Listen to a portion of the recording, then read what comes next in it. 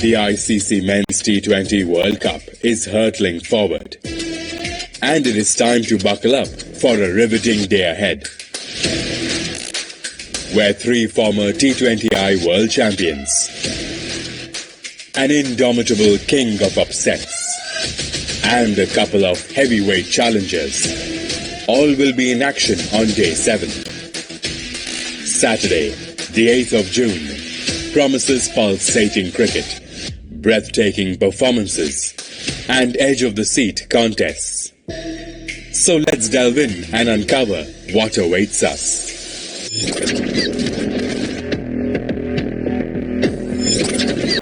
Super Saturday kicks off with New Zealand starting their campaign against Afghanistan in Guyana. Bangladesh also play their first game as they take on a bruised Sri Lanka in Dallas.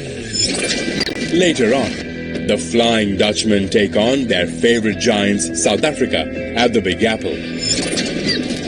But the big match of the day is England taking on Australia in Barbados.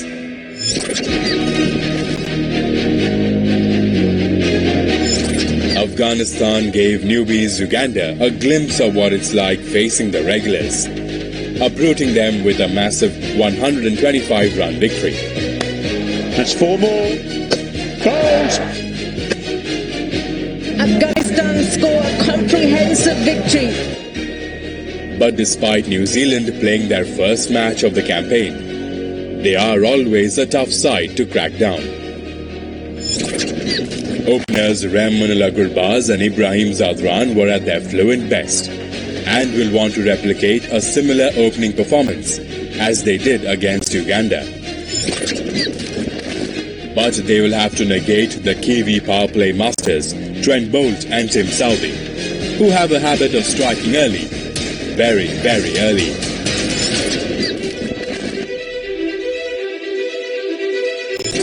The only Afghan bowler with 100 T20I international wickets, Rashid Khan, is always in the mix.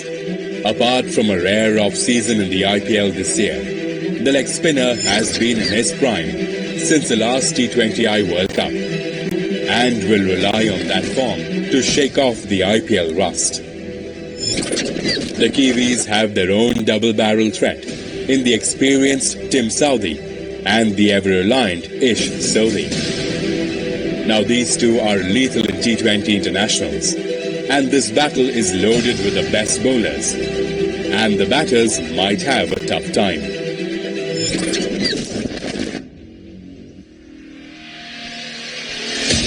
Mahmudullah was the only Bangladeshi that put up a fight against India, while the eyeballs will be on how Shakib Al Hasan turns up. For Sri Lanka, Charita Solanka and Nuwan Tushara will aim to replicate their impressive performances from the series against Bangladesh. The stylish right-hander was among the top 5 run getters in the previous campaign. Now the keeper batter has some liking for Bangladesh. Against them in T20 internationals, he is the second highest run scorer with 650s, the most for any batter.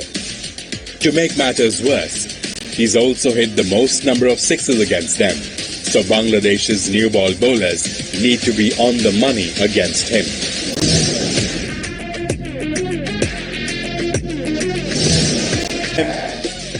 The Netherlands and South Africa come into this game on the back of victories in their opening matches. Now these two teams have produced iconic moments when the two sides met in the previous ICC events in 2022 and 2023. It's clubbed it, and the catch has been taken. That's a win for Netherlands. So can these two deliver a classic again? For Netherlands, 21-year-old Tim Pringle stifled Nepal with a brilliant 3-wicket haul, before Max O'Dowd guided the chase with a fine 50.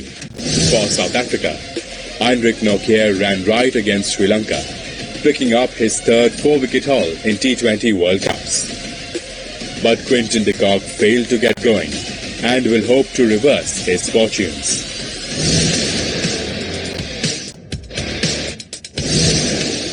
And now we're going to see Buster Lader ball in hand. very handy all-rounder for the Netherlands. Rounder Bas de Leede is the linchpin of the Netherlands bowling lineup. He is their premier wicket-taker since 2022 and has made a reputation of keeping the Proteas' big guns quiet in the previous 2 ICC wins. But South Africa's six-hitting monster Heinrich Klaasen stands in his way. The dashing wicketkeeper batter has taken T20 batting to new heights this year. He has smashed close to 1,000 runs already and has belted 77 sixes, the second most for any batter. So this battle is surely one to keep tabs on.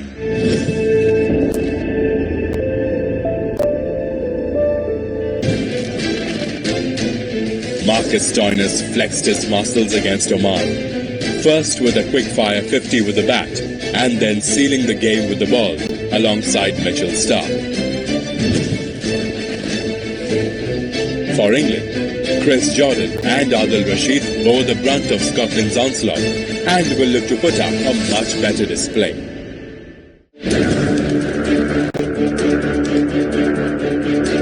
And this is has been the rock for the Australian lineup for years now. The Aussies wobbled against Oman, but Warner calmed the nerves by dropping the anchor. In doing so, he went past Aaron Finch to become Australia's leading run scorer in T20 internationals. But England have Jofra Archer back. Now he has given the southpaw some sleepless nights. The pacer has kept Warner honest and has dismissed him 4 times in 5 T20 meetings. But knowing Warner, he will not give in without a fight, and who comes out on top will be key in this contest. Now here's the thing, Afghanistan have faced New Zealand 4 times in all formats, but victory has always eluded them. This makes New Zealand the firm favourites, unless the Afghans throw in a surprise. Moving to Bangladesh, the Tigers' lead up to the World Cup has been nothing short of abysmal, and Sri Lanka will draw confidence from their strong record against them and are expected to shake off their opening day woes. Shifting the focus to New York, where the Netherlands lock horns with the Proteas as they try to make it a hat-trick of wins over them in ICC wins. Furthermore, the Proteas have managed only 3 wins in 12 T20 internationals since 2023, but they look to have woken up and should settle the score against the Dutch.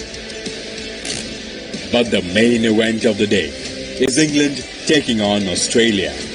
If you look at head-to-head, this one is tightly contested, as both teams have had their fair share of the same. But the Aussies look the stronger side coming into this game, and will look to cramp up their arch rivals.